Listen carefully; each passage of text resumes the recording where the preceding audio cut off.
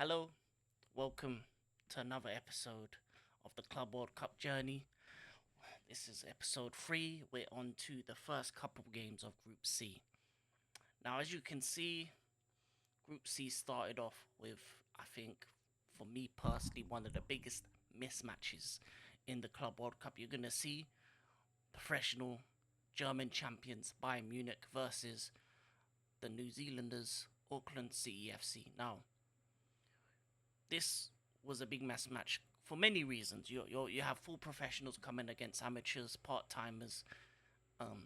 But I would say this for Auckland. I think this is a good time out. It's a good time to visit America. Imagine this: you're a part time professional.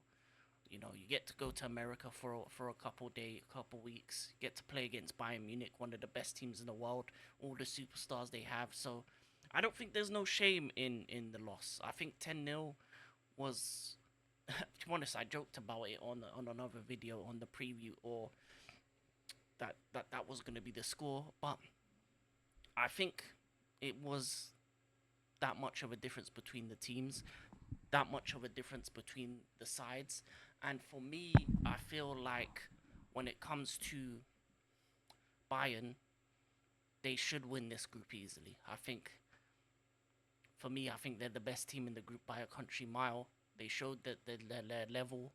The only thing I would say is this with Company is that he should have probably made a bit more subs and bring a bit of youth in the second half. I feel like you're doing a bit too much when it comes to that first game.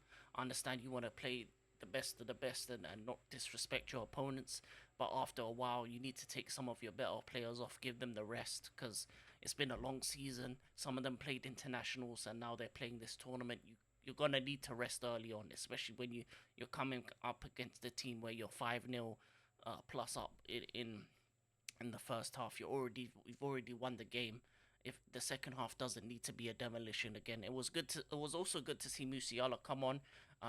He got a couple goals as well, and yeah, man, it was overall a good performance from Bayern. I think there's not much you can look into them going forward, because I don't think that's the level of opponent they're gonna have in the next up and coming rounds.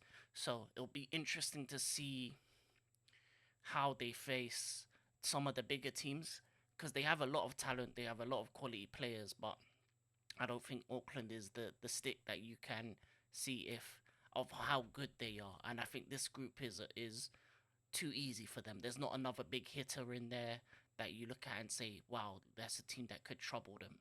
Because when it comes to the other two teams, where I'll talk about it a bit, it's just they're not on the level.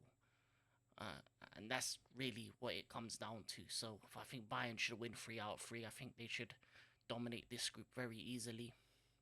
And yeah, I just don't think there's much you can say about the game. I just feel like just Bayern was just better in every aspect of the game, defending, shooting the ball. They had players that can do it on their own. Just touch to the side, whip it into the corner. You saw Musiala do it. You saw Coleman get a couple nice finishes as well. And it's also good to see Muller. Obviously, this is his last tournament, last games playing for Bayern, and it was good to see the tributes out on the stadium as well. So yeah, man, it's nice to see a legend get a good send off, and hopefully they can get far with him. And yeah, outside of that, there's not really much else to say. I think it was just one team that is one of the, I'd say, top 10 favorites to win the whole thing, and another team that's probably not going to win a game at all in the groups. So Auckland, best of luck, for the other two games. But yeah, it just wasn't your day. You were outmatched, outgunned, and that's all it really came down to. I think for me, the more interesting game was the second game that happened in Group C between Boca and Benfica, and it was crazy actually. It was a very crazy game. It was a very old school type of game. The tackles that were put in, both teams got a player sent off. Boca started well. They got their two goals in the first half. They went up 2-0.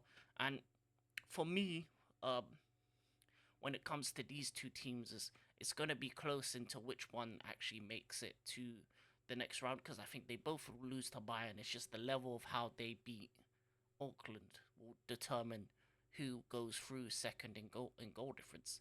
I think the South American team, Boca Juniors, the Argentinians, put a good account of themselves, but they were a bit silly because they were up 2-0, and I think they have a very young manager, and they should have sought out the game in the second half. I felt like it was very silly. I think they kind of not down tool, but they kind of got a bit heated. They got a bit, what's the word would I say?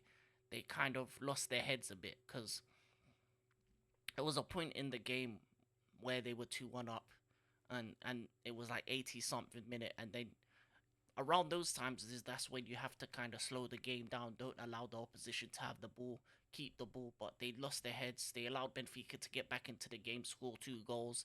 Both, as I said, both team Benfica got a player sent off first as well with the striker. He tried to bro kick someone, I think it was Belotti, and then on the other side, they got yeah, for another like couple dirty challenges here and there.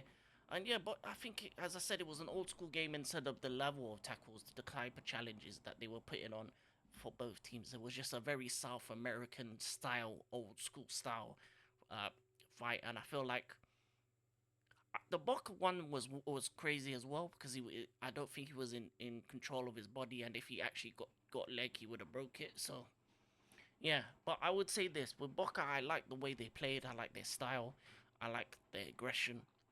It's just they need to control it, and that's what I think when it comes to these Argentinian South American teams, it's about controlled aggression, not fully going all the way to the max. And that's what happened in the second half is that they went over the edge. They like when it comes to these South American teams, they're always living on the edge of whether they go a bit too aggressive, and I think that's what happened. Um, and for Benfica as the European team, um, it's just been a bad season overall for them. I think they lost their cup final. They lost the league on the final day.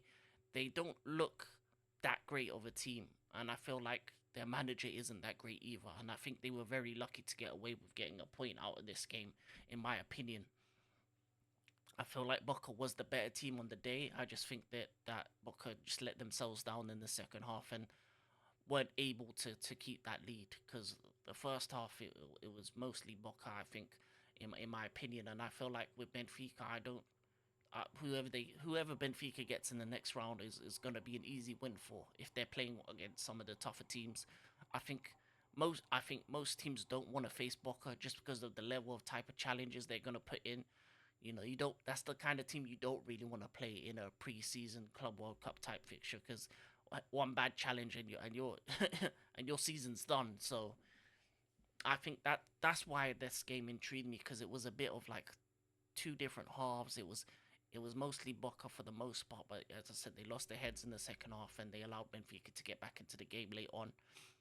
And yeah, I just think it was just a very aggressive style game, and for me one of the it's funny. It's not the greatest of football, but one of the better games just because of how close the teams were to each other in terms of the level of quality. And yeah, man, it's gonna be long for either of those teams in the next round, but they both have a chance to go through. I would say that they both have equal chances, and they both provide different kind of levels of types of creativity and stuff. But yeah, I was impressed by Boca. Not so much the second half, but their first half definitely wasn't impressive. And if they can control the aggression, I think they're a team that can cause a lot of teams problems. Um, and for me, Benfica is probably the wrong Portuguese team you would want in this type of tournament. I think I'm not sure if Sporting or Benfica or Porto are in it. I think Porto are in it, but I'm not sure. I'm not 100%. But yeah, I just for me this game showed why they didn't win their league and why they didn't win the cup and why they aren't the best team in Portugal right now. Uh, and that's really all I can say about that. So I think Bayern's definitely through. The goal difference is going to be ridiculous at the end of it, and I feel like Benfica and Boca is just based on how big of a defeat they give to Auckland. Um, but saying that, I would say this: Auckland might surprise one of these teams, especially Benfica. I think as bad of a beating Auckland got, I think Bayern is just levels above every other team on the group. So you never know. It could be a thing where they may be able to actually at least compete against Boca, compete against Benfica. So I might be leaving them out maybe too soon just because of the level of defeat. Because I haven't seen anything from Benfica or Boca that was similar to the levels of quality that Bayern does have. So I would say that. But this is good. This is an interesting group so far. Second place is up for grabs definitely, and yeah, first place is just a landslide. But that's it. That's Group C's fixtures so far. World Cup is I think I would like to add a little bit onto the World Cup, Club World Cup. I think the timings of the games need to be better. I think that they should have cheapened the tickets because you see a lot of these stadiums are very empty-ish. So I feel like they didn't give the best value for fans, and especially fans of teams across Europe and around the world. If you want them to travel, you're talking about flights, hotels, living expenses, and all these games are so far apart. I feel like with this Club World Cup, it could have been a lot better if it was within one part of America and was a bit more affordable for these fans, because the atmospheres aren't as great as they should be for this level of tournament. Because when it comes to next year in the summer for the World Cup, you're going to see a different level of atmosphere. So that's probably the only thing I would say. But great group so far. Bayern out here showing what they do, and yeah, man, that's it. Group C, peace, and I'm out.